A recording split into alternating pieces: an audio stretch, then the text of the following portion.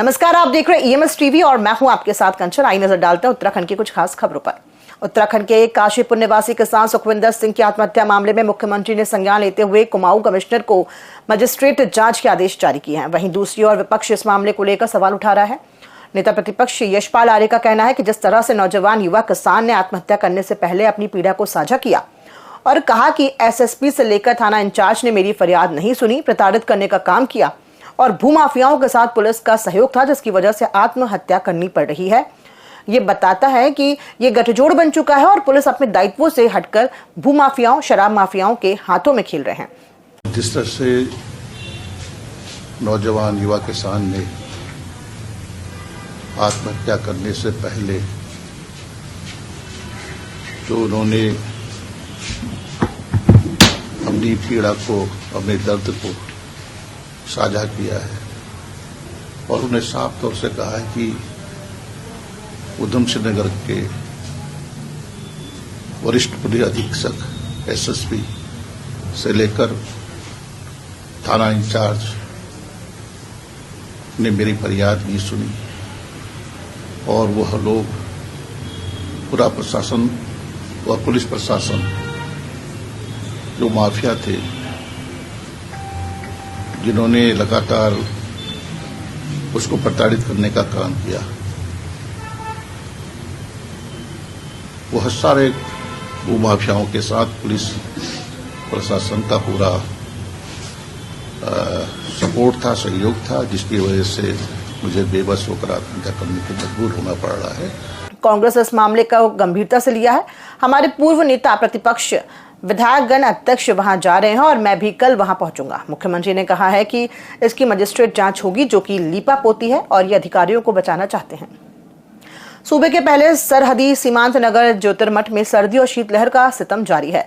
सुबह और शाम को यहाँ कड़ाके की सर्दी और ठिठुरन बढ़ गई है। आलम यह है कि दिन की धूप में भी किसी तरह का ताप महसूस नहीं हो पा रहा है। नगर क्षेत्र में भी जगह जगह पैदल रास्तों और सीढ़ियों के साथ साथ औली रोड पर ब्लैक आइस के साथ साथ क्रिस्टल की तरह पाला पसरा नजर आ रहा है।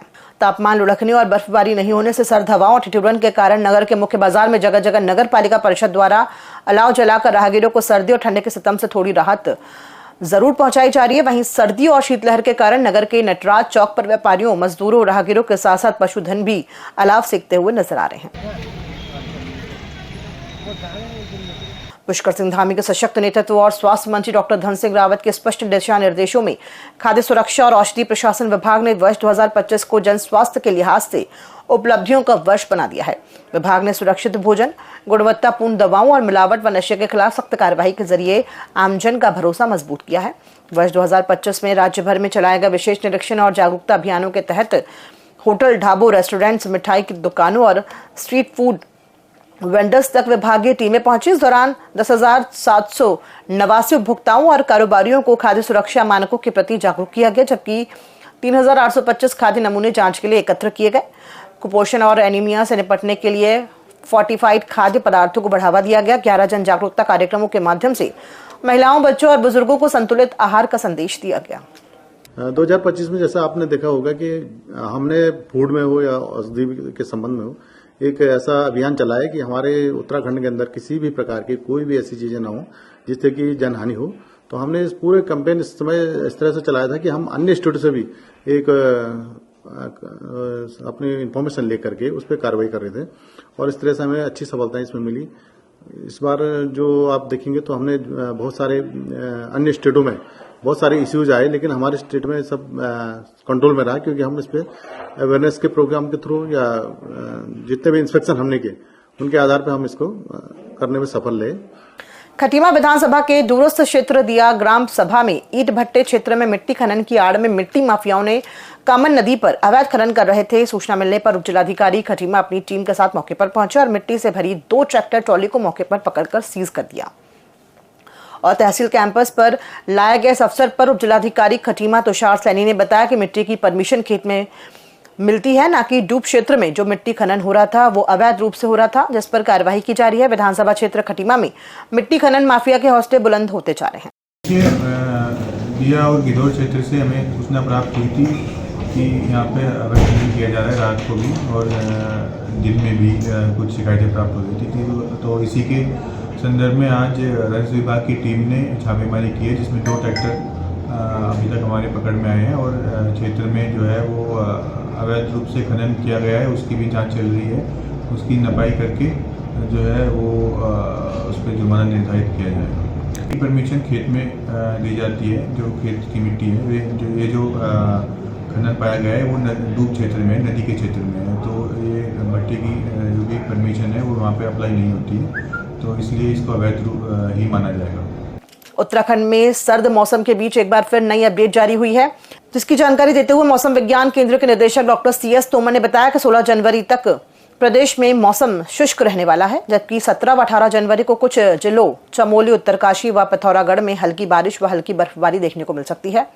बर्फबारी 3400 मीटर से अधिक ऊंचाई वाले क्षेत्रों में देखने को मिल सकती है। इसके साथ ही 19 जनवरी को इन जिलों के साथ रुद्रप्रयाग जिले में भी हल्की बारिश व अधिक ऊंचाई पर बर्फबारी भी देखने को मिल सकती है। देखिए, अभी जो है एक पश्चिमी विक्षोभ जो था वो नॉर्थ में इफेक्ट करके गया है JNK में खासतौर से। यहाँ तो आपको जो ये बादल दिखाई दे रहे हैं उसी के इफेक्ट की वजह से ये थोड़ा सा बहुत बादल है, लेकिन इसका कोई असर नहीं होने वाला है यहाँ पे, मतलब कोई बारिश या उसकी संभावना नहीं बन। रुड़की के लक्सर क्षेत्र से एक रूह कपा देने वाली खबर सामने आ रही है, जहां एक मामूली से विवाद ने ऐसा खूनी मोड़ लिया कि पूरा रनसुरा गांव दहल गया।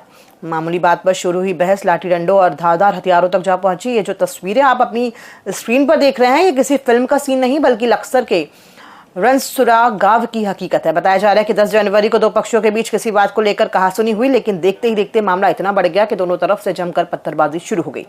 वीडियो में साफ देखा जा सकता है कि कैसे बेखौफ होकर हमलावर एक दूसरे पर धारदार हथियारों और डंडों से हमला कर रहे हैं। इस खूनी संघर्ष में कुल 3 लोग गंभीर रूप से घायल हुए हैं। एक पक्ष से एक व्यक्ति और दूसरे पक्ष के 2 लोग लहूलुहान हालत में अस्पताल पहुंचाए गए हैं। मामले की गंभीरता को देखते हुए पुलिस अब एक्शन मोड में है।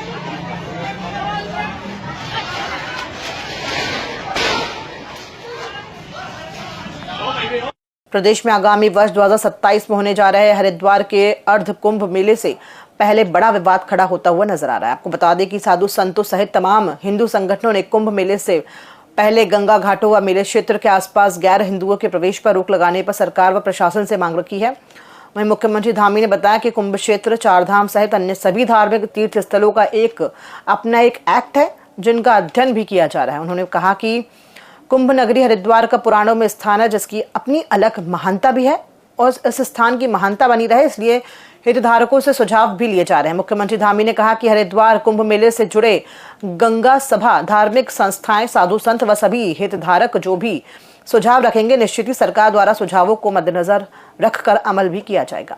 देखिए, चूंकि कुंभ क्षेत्र है, कुंभ का आयोजन है, कुंभ मेला है, 4 धाम यात्रा है, हमारे अन्य धार्मिक स्थल हैं, अन्य जो हमारे तीर्थ स्थान हैं, उन सभी का अपना एक एक्ट होता है और उस एक्ट का हम अध्ययन कर रहे हैं। और वहाँ के स्टेक होल्डर्स जिनके बारे में आपने कहा, पूज्य साधु संतगण हैं, वहाँ पर अगर हरिद्वार की मैं बात करूँ तो गंगा सभा है, हमारी अन्य जो वहाँ की धार्मिक संस्थाएं हैं, उनके द्वारा जो भी सुझाव आएंगे, और सरकार चूँकि उनके सुझावों पर ही अमल करती है, वो सब सुझाव देंगे। और जो माँ गंगा का जो एक स्थान है, हरिद्वार का अपना एक स्थान है, पुराणों में है, उसकी अपनी महत्ता है कि वहाँ जाने से ही लोगों के कष्ट और पाप समाप्त हो जाते हैं, तो उस स्थान की महत्ता बनी रहे।